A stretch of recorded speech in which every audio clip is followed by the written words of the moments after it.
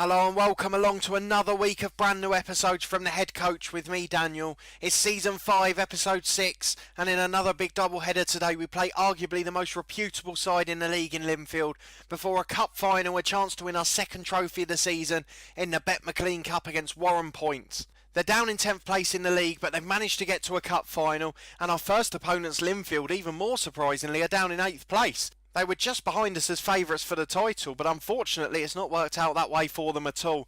And now they've got to worry about Larne down in the relegation playoff place. Of course, the side that offered us the job of the year before we joined Coleraine. But first, we've had plenty of games since you were last with me as we've moved through the season quickly. We always said this season would be top heavy due to the Europa League and Champions League qualifiers, and we desperately want to get one more season in before the beta's release for Football Manager 19. And as a result of that, an early warning, and I'll do it every day this week, there's going to be 2 bonus episodes this weekend. So Saturday and Sunday you'll also have episodes from the head coach at 4:30, as well as the usual ones from Monday to Thursday. So let's go and look at the results in the previous games. We'll see how we've been getting on. Obviously, you were last with me for this doubleheader here. We had the Aberdeen under-20s, the disappointing defeat in the Iron Brew Cup third round. The competition I was so excited about at the start of the season. And then we played Cliftonville, our title rivals at the time, at home in the league, and we won 3-0 comfortably. The 2 strikers doing the damage that day. And it set us on a good run where we haven't yet been beaten since, and just a few draws in there too. And it's quite clear to see that domestically this side is fairly dominant, and without the extra competitions to worry about, we're so much better than our opposition. So after that we had 2 disappointing draws. Firstly away at Linfield, who have been struggling. You can see they equalised in the 93rd minute with Ryan Strain getting the goal for them. Before we had a 0-0 draw at home to Larne. We really struggled in that one as well. We didn't look like scoring at all. But after that it was win-win-win. We went to Warren Point, we won 2-0 comfortably before an edgy extra time win in the Bet McLean Cup quarter final against Lofgall, I think that is. Apologies if I'm pronouncing that wrong, but that set us on our way to our final to Warren Point in the next game. We followed that up away to Glentoran where we won 4-2, McManus and McMahon doing the damage up front again, before Burt came in a home win against Ballymena United, 3-0 in that one alongside McMahon on the score sheet, before the same 2 men scored against Carrick as well in a 4-0 win, and Kieran Harkin got 2 goals as we managed to sneak a draw away at Crusaders, despite being 1-0 and 2-1 down at times during that game. We then played Linfield in the Cup semi-final and won very comfortably in the end despite going 1-0 down. Before a few high-scoring games, Portadown we won 4-3 away from home. They got one back at the end to make it look nervy, but it really wasn't the case. We were 4-1 up at one stage. A 2-0 win at home to Dungannon. You can see it was fairly comfortable again. A lot of penalties in this run for some reason. Before a 4-2 win away to Cliftonville, McMahon and Burke all got a goal in that one. We then had a 2-1 win against second-tier Ards in the Irish Cup 5th round. The only competition we haven't seen a game of on camera yet, but hopefully we will in the final should we get there. And then Glenarvan in our last game, a 3-0 win, a Burns penalty sandwiching another McManus brace, and a 3-0 win was well deserved, going into these 2 big games today. Let's also have a quick look at transfers because there has been some fantastic business going on here. We'll ignore that one for now and we'll come back in a minute. But we've signed a load of players in January, as you can see. A couple of familiar names, a couple of pointless under-21s, but generally some really quality players. So let's have a look. We've got Ashley Patterson, who signed for £45 apparently. Don't forget, all of these were done by our director of football. A 3-star midfielder with 5-star potential. Fantastic player from Portadown. He can fit in as a central midfielder where needed. And at 19 years of age, capped as an under-19. It's another one of these young Northern Irish talents that we were looking for. And we're so happy our director of football keeps finding them. You can see at the bottom there, he's not made many appearances for us. But in terms of this season in the Premiership, he's done brilliantly at Portadown. So we have no problems with him being here. We've also got Stephen McStravick, who we brought in on loan earlier in the season. It was ended due to injury, but he must have made an impression with our director of football, as he's gone back and gone for him again. I think he paid for him this time. He did £3,500, but he's a good young striker, and although he's 4th choice at the moment, his 3.5-star potential would certainly get him in the first team squad. Another one from the same club with this super established youth recruitment, which we don't often see at the top clubs, let alone down here. David Stevenson, meet our new first choice left back, 4-star current ability at the age of 18, 10 under 21 caps for Northern Ireland, and he's got 5-star potential, and he's just fantastic. He's been brilliant so far, and he is going to play as many games as possible for us. Next along the list, Paddy McMullen, pointless striker brought in by the head of youth development. We'll ignore him. Same goes for Adrian McGregor, another 1.5 star current ability. We don't need to worry about him. And I think Jonathan Blair is the final one in that category, and he's not even as good as the other two. Poor work rate, and we don't want to see him playing. Then we've got a name I actually recognised from real life. Paul Smith was famous a few years ago. He went to QPR. He got a big move from Linfield over into the English leagues, a bit like Gavin White did in real life last summer. He's a right winger, 3.5 star current ability, 4.5 star potential. He's 24 now, but you can see he's got all the attributes. He can play up front too, and he can also cover on the left. So a very useful signing indeed for us, and certainly strengthens the squad. But then we paid $14,000. Our director of football forked it out for this guy, an 18-year-old right winger with 3 under-21 caps for Northern Ireland already. He's 3-star current ability, 5-star potential, and he's going to be very, very good. And is already really strong physically. So we look forward to seeing him. You can see earlier in the season at Dungannon, he's got 10 assists this season already. So we'll get a chance later on. If we can wrap the league season up early, we can give a few of these guys a run out. We've got Stephen Wilson was the last one. Again, just a young central midfielder. Not too much talent, so we won't worry about him yet. And we had one that's due to go through in July. It's Owen Savage, a right back. And again, he's not particularly good, so we're not going to worry too much about him either. We see we've got a scout report for him. He's rated 2-star, so he's not as good as the other youngster McKnight that we already had at the club. We've got one more thing to do before we get into today's games. I'm recording this a little bit in advance, so as we are in real life terms, yesterday the episode came out of the head coach where I lost the playoff final with Dover, in what you will soon find out is obviously the last episode at the club. But as a result of that, my co-host on the Honest Football podcast, Craig Savage, not only slated me in the comments, but said I bet Dover will be better off without you if you leave. So I can now show you a couple of weeks on, moving into the second half of the season, what Dover are doing. Dover are sitting in 21st place in the Vanarama National League. If we just load it up, you can see they're threatened for relegation. And even more remarkably, it's with Scunthorpe, who we had an interview for when they went down from League 1 2 seasons ago. Last summer they went down from League 2, finishing bottom for the second year in a row. And they're now at risk of the third relegation in a row, down to the Vanarama National League North. It's absolutely remarkable, but I just wanted to show how good a job we were doing at Dover. I don't know what they've been doing in terms of transfer business, if any of them are gone. They've only lost Daniel Boateng, so there's no excuse. That one was done before we left the club. And they've brought in 10 or 11 good players. I can see names I recognise in the sense of Warburton, Tommy Spur, Atkinson as well. John Meads, a former Oxford player. So they've got no excuse for how they're performing. And we're happy to be really smug after being accused of being a bottle job when losing the playoff final with them last year, because they've fallen from grace quite remarkably. I've also been asked a couple of times to see how Bognor are getting on now, so I will do that. I'm not sure. They're still in the National League South. They're near the bottom end of the league, just above the relegation zone. Not going too well for them. Again, they don't look at any threat of going down because they've got that 8-point cushion, but they seem to be struggling a little bit without us. The last man I want to check on just while I'm here is Dan Lincoln. Obviously, he was a bit of a hero for us. He's now at Gloucester. What level of Gloucester playing at? National League South again. He's on the bench for them. That can't be right. He's played half of the season, but he was fantastic for us in the first season. If you are new to the head coach or you only joined part way along for the ride, then I'll put a link in the eye above. You can go back in your own leisure and check out from the very beginning all of these stories as we've gone along, including my love for Dan Lincoln. But let's get into these two games. We've got to squeeze a double header in, so we want to make it quite quick. We're favourites for this game against Linfield today, and we'll have the following 11 out. It's Chris Johns in goal, Kane, McKellany, McManus and Stevenson along the back, Dooley, Harkin, Miss Kelly and Burns in midfield, McManus and McMahon up front, Paul Smith, the new signings, on the bench. Michael Thomas is on the bench also, as well as Bert Cottoy and McKnight. And let's get into this game straight away. Here we go then. It's going to be a big one. Linfield are still a reputable side, even if they haven't been playing too well. They're playing one of those dodgy 3 at the back formations that I absolutely hate playing against. It seems like the rest of the league enjoy playing against them because they're down in 8th place. But we've really struggled, and as a result, I just want to get the win and get out of here. Whether it's 1 or 2-0, I'm more than happy with that. We win the ball back early, but the highlight ends. We're nearly 10 minutes in already. There's absolutely nothing to speak of here, but we have got a throw in now in an attacking position. McManus crosses it. It's headed away. They've knocked it a bit further, but only as far as Miss Kelly on the left wing position. He's got time to bring it forward to Burns. Burns cuts it inside to Harkin. Harkin's 25 yards out. He'll have a shot now, and that is absolutely diabolical, as he nearly hits the paramedic standing over there in the empty terrace. 20 minutes in then, Linden came with a throw in a defensive position, plays the 1-2 with Harkin. Big long clearance over the top. McManus can't get there as it's headed away. Harkin tries to flick it over to McMahon, but he loses out in the air too. Harkin goes wide left to Burns, I don't know why I said Linfield again. Burns has lost out though, the ball was cleared away, and now on the counter is Linfield with the chance. Stewart 25 yards out for them, knocked it back to McLaughlin, and they've got plenty of time here. We've not got back into our shape as quickly as normal, as they come into the box with Stewart, and Johns has to make a very good save down to his right, and we've cleared it away for a throw-in, which we're going to see also. Dooley with the big clearance. My voice is starting to crack a bit now, so apologies if I end up sounding silly halfway through this. But Lyndon Kane clears away.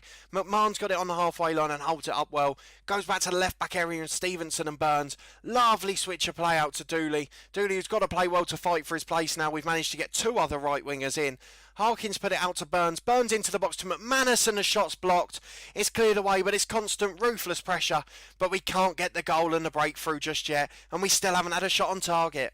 We've got a throw on the right hand side with Lyndon Kane. McManus to McMahon. Has the shot. Great save by the keeper Brennan. And it's going to be a corner kick as we start to build pressure consistently now.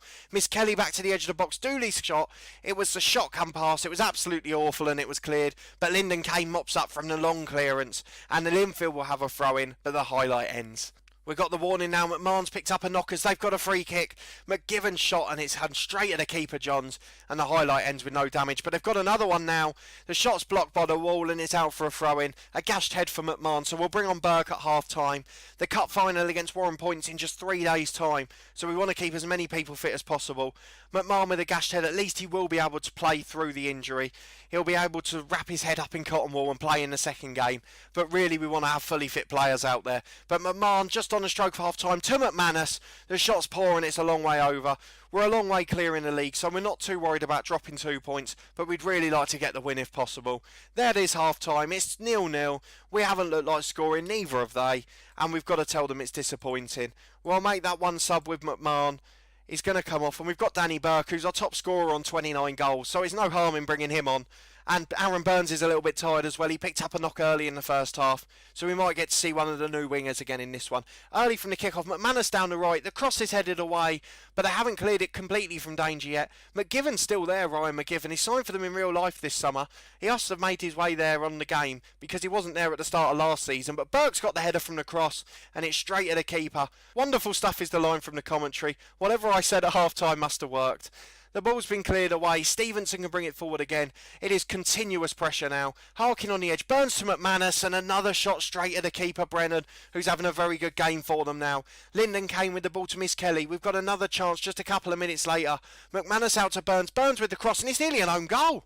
What a bullet header that was from the left back for Linfield. And it's straight at his keeper, thankfully. Burke's got the ball down from the next cross, but it's cleared. Dooley again now on the right. Tries to get it in, but McGivern clears. And it can be bored away eventually. We're going to take Burns off in a couple of minutes, but we've got another attack before that. Lyndon came with the ball on the left this time, into Miss Kelly.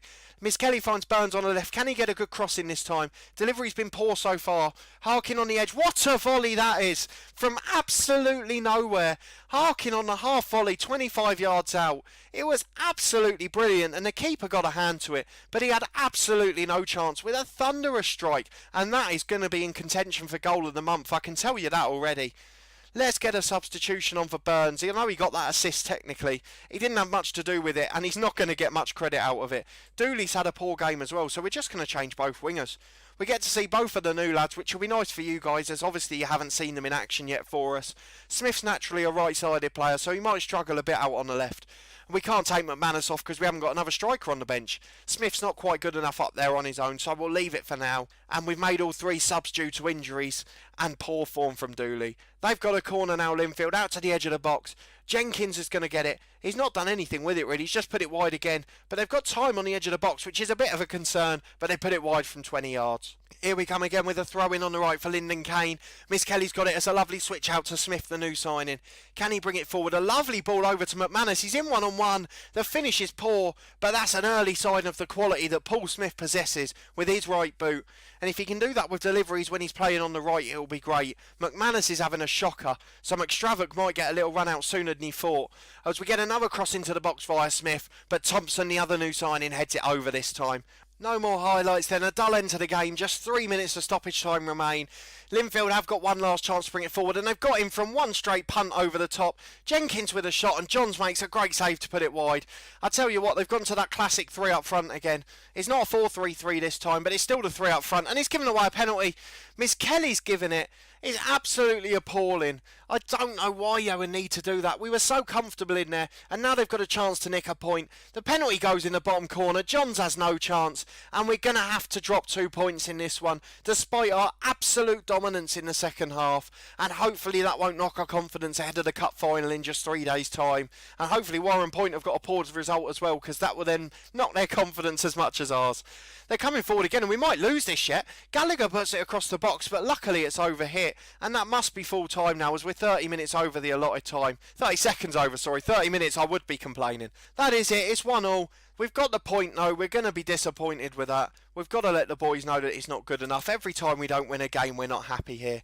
But going into the cup final in a few days time, we'll hope we can put that behind us and get our second trophy of the season in what looks like it's going to be at least 3 or 4. So I'll see you in a second. Right, we're back for game 2, the cup final. We're playing Warren Point. We're heavy favourites against the team that are 10th in the league. Our next league game's against them in 7 days' time. But this is the lineup we've gone for today. 3 changes, I think, in total. I've dropped Miss Kelly for giving away the late penalty. And I've dropped Dooley and McManus for those poor performances in the last game. McManus isn't even fit enough for a place on the bench.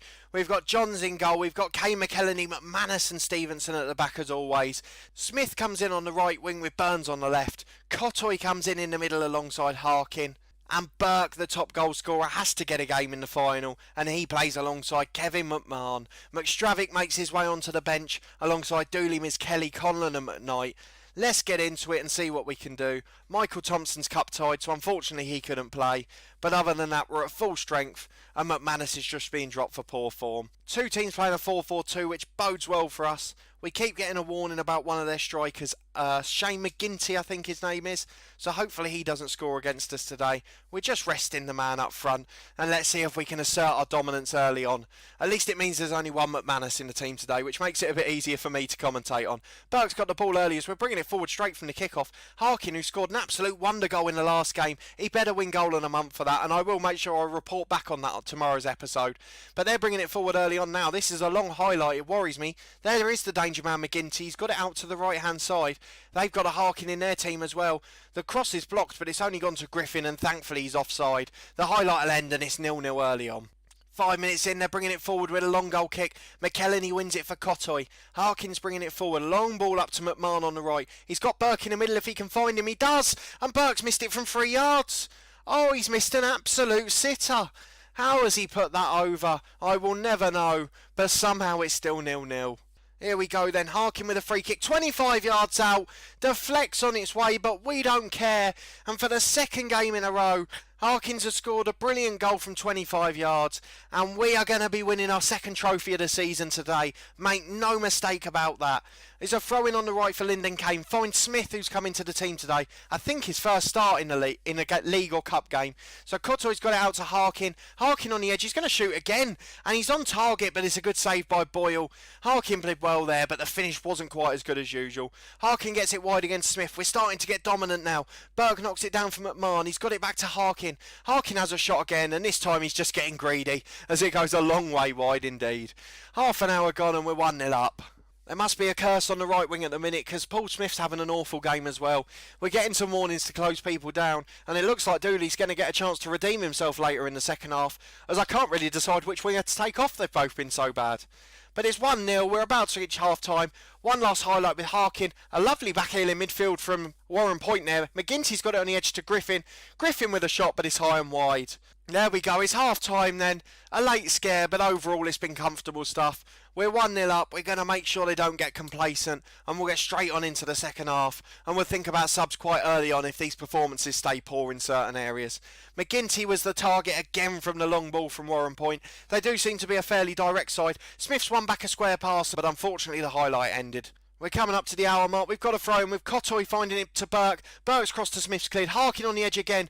Looked like an awful tackle, but they got away with it, and Cotoy on the rebound puts it a long way wide from just the edge of the D outside the area. We're at the hour mark. We're going to see this attack from Smith. Crosses for McKelleney, headed off the line, but we've got a penalty now. Aaron Burns will take it. Hopefully he'll score. He's got a good penalty taking attribute.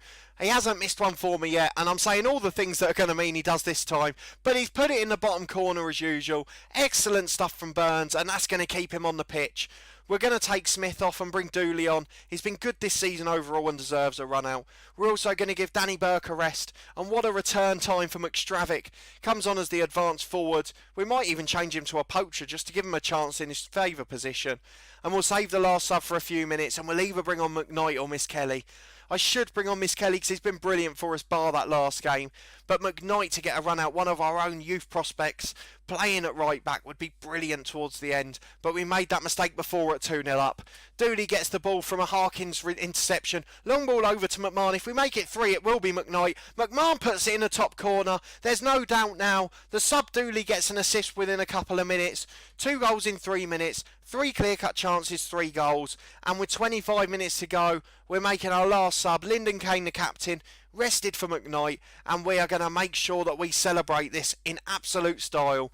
2 trophies on the board already this season. We're 9 points clear in the league despite a late slip up in the last game, and we're in the quarter-final of the Irish Cup, or the 6th round as it is, and we're going to have a brilliant time if we can win all 4. A quadruple would be brilliant. Burns has got the ball to Dooley. Dooley shot's blocked, and they're going to counter us now. We need to be careful. We don't want to get too complacent, as I spout about how we've already won 2 trophies this season, despite the fact there's 20 minutes left. Yet I wonder why my players get complacent. Ironic that. 10 minutes to go and we've just got to hold out now. For the second game in a row, McMahon's picked up a knock on the pitch, a knee injury this time, but he's just got to see out the stoppage time as one last attack from Warren Point. We can let in this time and not have to worry about the consequences, but I would like a clean sheet in the final. Cotoy wins it back from a stray pass. McStravick tries to get McMahon in, but it's intercepted. Second time lucky. McMahon's knockdown was absolutely awful, but with 20 seconds left, we're controlling it in the middle. Cotoy tries to go over to McStravick, but it's intercepted, and it is absolute pinball. One end to the other, big long passes, and they're just getting intercepted and headed back at the other end. They're keeping possession in the middle. We both know it's over, and we are delighted to pick up our second trophy of the season with a 3-0 final win in equivalent of the sort of League Cup in terms of English game standards. I'm there again in my pink and grey suit as we pick up the trophy. I don't know why the keeper's holding it because Lyndon Kane's the captain and Chris Johns isn't even the backup captain, I don't think. But there we go, we're pleased with the efforts, so let's congratulate them. They've all got confidence and hopefully that will move forward into the league game against the same team next week. We'll have a quick look at what they've said. We've lifted the Bet McLean Cup, we already know that. We're celebrating a double, which we also know. A couple of days injury from McMahon, so we'll be back for the next game. Another little trophy pot of money. We're going to ignore the press conference for now. Now this is the one. We might be used to winning in terms of competitions, but we haven't won this trophy since 1988. How can they not have won this of being such a clear outright, the best side in the country? And they haven't won it at all before. That is absolutely brilliant. So we've brought one bit of history to this club this season, and I'm absolutely delighted about that.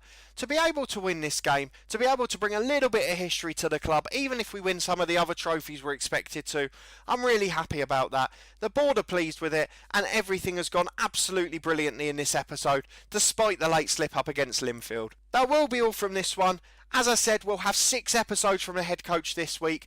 A new episode as usual every day up until Thursday, but we'll also have 2 bonus ones on Saturday and Sunday as we try to squeeze in a Season 6 before the Football Manager 19 beta drops in a couple of weeks' time. If you did enjoy the episode, please put a thumbs up on it, subscribe to the channel for the regular content I just mentioned, and massive thanks for watching as always. Let me know in the comments what you think of our little bit of history, and also how badly Dover are doing now. I'd be interested on your thoughts on that, but a massive thanks for watching as always, and we'll see you next time.